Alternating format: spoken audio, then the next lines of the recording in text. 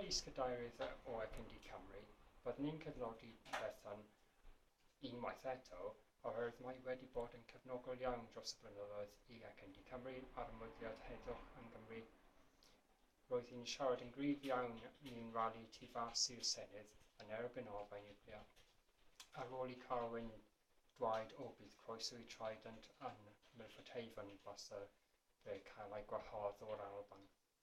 Mae wedi siarad hefyd yn erbyn NATO pan roedd NATO yn cwrdd yn Casnewydd. Mae wedi trefnu cyfarfodydd yn y Senedd hefyd, un am y acos o Chelsea Manning, mwyn ceisio cael oddi wrth y cachar yn y UDA, ac mae wedi gweithio ar y pwllgor ddaisebion mwyn ceisio creu Academi Heddwch yn Cymru.